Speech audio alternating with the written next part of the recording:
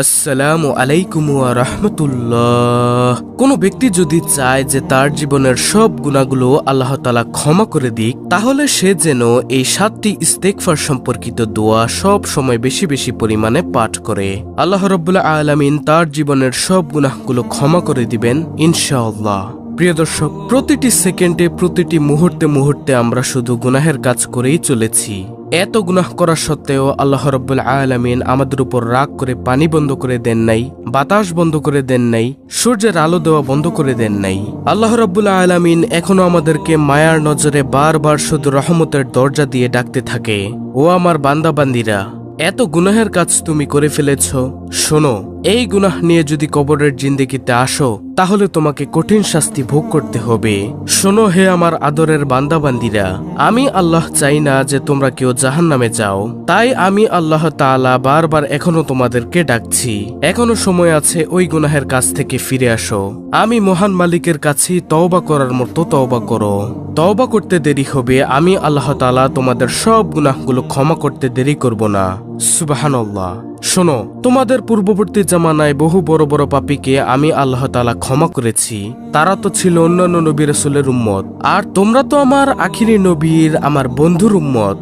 সুবহানাল্লাহ। তো প্রিয় দর্শক, আমার বিশ্বাস যে ব্যক্তি নবীজি সাল্লাল্লাহু আলাইহি ওয়াসাল্লামকে ভালোবাসে, আল্লাহ তাআলাকে অনেক অনেক ভালোবাসে এবং কবরের জিন্দেগিকে যে ব্যক্তি ভয় করে, সে আজকের ভিডিওটি সম্পূর্ণ দেখবে এবং এখান থেকে প্রতিটি ইস্তেগফার সম্পর্কিত দোয়াকে সে সুন্দরভাবে শিখে পরবর্তীতে নিয়মিত এই দোয়াগুলো অবশ্যই পাঠ করবে। আল্লাহ রাব্বুল আলামিন তাকে উত্তম যাজা খায়ের কল্যাণ দান করবেন ইনশাআল্লাহ। প্রিয় দর্শক, আজকের ভিডিওতে মূলত 7টি ইস্তেগফার নিয়ে আলোচনা করব ইনশাআল্লাহ, যেই ইস্তেগফারগুলো পাঠ করে আপনি আল্লাহর কাছ থেকে ক্ষমা পেতে পারেন। তাহলে চলুন একে একে প্রত্যেকটি ইস্তেগফার সম্পর্কিত দোয়ার সাথে আপনাদেরকে পরিচয় করিয়ে দেই। দর্শক, সর্বপ্রথমে যেই ইস্তেগফারের দোয়াটির কথা বলবো সেই দোয়াটি হলো রব্বানা যালামনা আনফুসানা ওয়া ইল্লাম তাগফির লানা ওয়া তারহামনা লানাকুনান্না মিনাল খাসিরিন। এই ইস্তেগফার সম্পর্কিত দোয়াটি বেশি বেশি পরিমাণে পাঠ করবেন। আল্লাহ রাব্বুল আলামিন আপনার জীবনের সব গুনাহগুলো ক্ষমা করে দিবেন ইনশাআল্লাহ। তাই আমি আবার বলছি, সর্বপ্রথম নম্বর ইস্তেগফার দোয়াটি হলো রব্বানা যালামনা আনফুসানা ওয়া ইল্লাম তাগফির লানা ওয়া তারহামনা লানাকুনান্না মিনাল খাসিরিন। তো এটি গেল প্রথম নম্বর ইস্তেগফার। দ্বিতীয় নম্বরে যে ইস্তেগফারের কথা বলবো সেই ইস্তেগফারটি হলো সাইয়্যিদুল ইস্তেগফার। নবীজি সাল্লাল্লাহু আলাইহি ওয়াসাল্লাম বলেন, কোন ব্যক্তি যদি সকালবেলা একবার সাইয়্যিদুল ইস্তেগফার পাঠ করে সে যদি সন্ধ্যা হওয়ার আগেই মারা যায় তবে সে জান্নাতি হবে। আবার কোন ব্যক্তি যদি সন্ধ্যাবেলা একবার সাইয়্যিদুল ইস্তেগফার পাঠ করে সে যদি সকাল হওয়ার আগেই মারা যায় তবে সেও জান্নাতি হবে। সুবহানাল্লাহ। আর সাইয়্যিদুল ইস্তেগফারটি হলো আল্লাহুম্মা আনতা রাব্বি লা ইলাহা ইল্লা আনতা খালাকতানি ওয়া আনা আবদুকা ওয়া আনা আলা আহদিকা ওয়া ওয়াদিকা মাস্তাতাতু আউযু বিকা মিন শাররি মা সানাতু আবুউ লাকা বিনি'মাতিকা আলাইয়া ওয়া আবুউ লাকা বিযামবি ফাগফিরলি ফাইন্নাহু লা ইয়াগফিরুয যুনুবা ইল্লা আনতা। এটি হলো সেই সাইয়্যিদুল ইস্তেগফার। তাই আমরা সকাল সন্ধ্যায় নিয়মিত সাইয়্যিদুল ইস্তেগফার পাঠ করব ইনশাআল্লাহ, যদি জান্নাত লাভ করতে চাই। হযরত আলী রাদিয়াল্লাহু তাআলা আনহুর কাছে এক ব্যক্তি প্রশ্ন করলো, ও আলী, আমাকে ওই ব্যক্তির সম্পর্কে একটু বলুন তো, যে ব্যক্তি বারবার গুনাহের কাজ করে আবার তওবা করে আবার তওবা করে ভেঙে ফেলে, ওই ব্যক্তির কি করা উচিত? আলী রাদিয়াল্লাহু তাআলা আনহু বলেন, ওই ব্যক্তির উচিত যে যতবারই এই গুনাহের কাজ করে ততবারই তওবা করে, তাই না? লোকটি বলল, হ্যাঁ। আলী রাদিয়াল্লাহু তাআলা আনহু বললেন, যতবারই সে তওবা ভেঙে ফেলে সাথে সাথে আবার তওবা করে ফেলা, তাহলে শয়তান এক সময় ব্যর্থ হয়ে বলবে, এই ব্যক্তিকে গুনাহের কাজে মশগুল রাখতে আমি অক্ষম। সুবহানাল্লাহ। একবার হযরত আবু মুসা আশআরী রাদিয়াল্লাহু তাআলা আনহু বলেন, আল্লাহর শপথ, আমাদের মাঝে দুইটি জিনিস ছিল, চিরদিনের জন্য একটি জিনিস আমাদের মধ্য থেকে হারিয়ে গিয়েছে, সেটা হলো রাসূলুল্লাহ সাল্লাল্লাহু আলাইহি ওয়াসাল্লামের উপস্থিতি। আরেকটি জিনিস আজও পর্যন্ত আমাদের মাঝে রয়ে গিয়েছে, সেটা হলো ইস্তেগফারের আমল। যতদিন পর্যন্ত আমরা ইস্তেগফারের আমল করব ততদিন পর্যন্ত আমরা ধ্বংস হব না। যখনই আমরা ইস্তেগফারের আমল বন্ধ করে দিব তখনই আমাদের ধ্বংস অনিবার্য। আশা করি প্রিয় দর্শক বুঝতে পেরেছেন কত দামি একটি আমল হলো ইস্তেগফারের আমল। তাই সকাল সন্ধ্যায় আমরা সব সময় সবচেয়ে শ্রেষ্ঠ ইস্তেগফার সাইয়্যিদুল ইস্তেগফার পাঠ করা অব্যাহত রাখবো ইনশাআল্লাহ।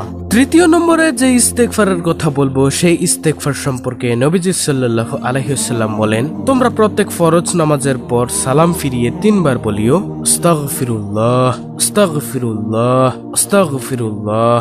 সাহাবায়ে কেরাম রাদিয়াল্লাহু তাআলা আনহু বলেন, নবীজি সাল্লাল্লাহু আলাইহি ওয়াসাল্লাম প্রত্যেক ফরজ সালাতের পর সালাম ফিরিয়ে 3 বার বলতেন, আস্তাগফিরুল্লাহ আস্তাগফিরুল্লাহ আস্তাগফিরুল্লাহ। আমরা যদি নবীজিকে অনুকরণ করতে চাই তাহলে প্রত্যেক ফরজ সালাতের পর সালাম ফিরিয়ে 3 বার বলবো, আস্তাগফিরুল্লাহ। প্রিয় দর্শক, চতুর্থ নম্বরে যে ইস্তেগফারের কথা বলবো সেই ইস্তেগফারটি হলো, নবীজি সাল্লাল্লাহু আলাইহি ওয়াসাল্লাম বলেন, তোমরা বলো, রব্বানা আতিনা ফিদ দুনিয়া হাসানাতাও ওয়া ফিল আখিরাতি হাসানাতাও ওয়া কিনা আযাবান নার। আমাদের আদি পিতা হযরত আদম আলাইহিসসালাম ও আম্মাজান হাওয়া আলাইহিসসালাম দুনিয়ায় থাকাকালীন অবস্থায় তারা বেশি বেশি পরিমাণে বলেছে, রব্বানা আতিনা ফিদ দুনিয়া হাসানাতাও ওয়া ফিল আখিরাতি হাসানাতাও ওয়া কিনা আযাবান নার। আল্লাহ তাআলার কাছে এই দোয়াটা এতটা পছন্দ হয়েছে যে আল্লাহ তাআলা এই দোয়াটিকে পবিত্র কোরআনুল কারীমের একটি আয়াত হিসেবে দিয়ে দিয়েছেন।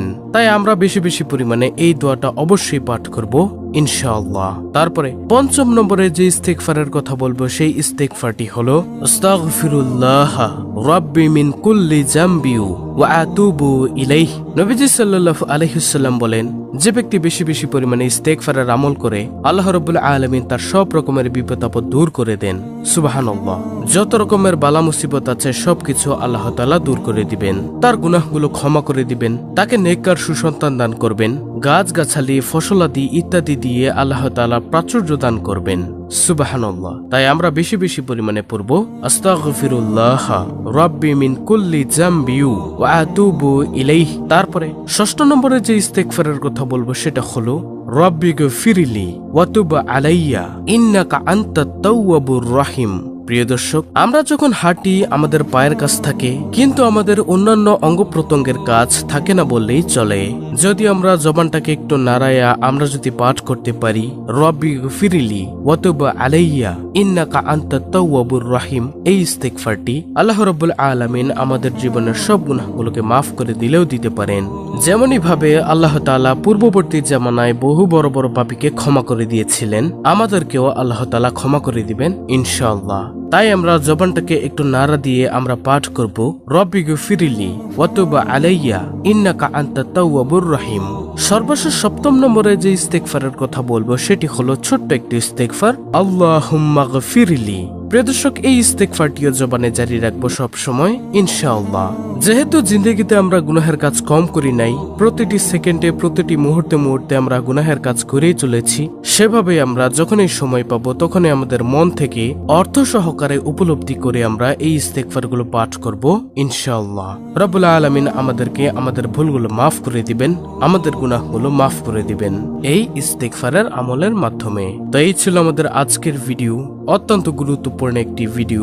ভিডিওটি ভালো লাগলে অবশ্যই চ্যানেলটিকে সাবস্ক্রাইব করে পাশে থাকা বেল বাটন অল বাজিয়ে দিবেন, ভিডিওটিতে একটি লাইক দিবেন এবং কমেন্টে আমিন লিখবেন এবং অন্য মুসলিম ভাই বোনদের কাছে ভিডিওটি শেয়ার করে দিবেন যেন তারাও দেখে শিখে ইস্তেগফারের আমলগুলো করতে পারে। আল্লাহ রাব্বুল আলামিন আমাদের সকলকে ইস্তেগফারের আমল করে গুনাহগুলো মাফ করিয়ে নেওয়ার তৌফিক দান করুন।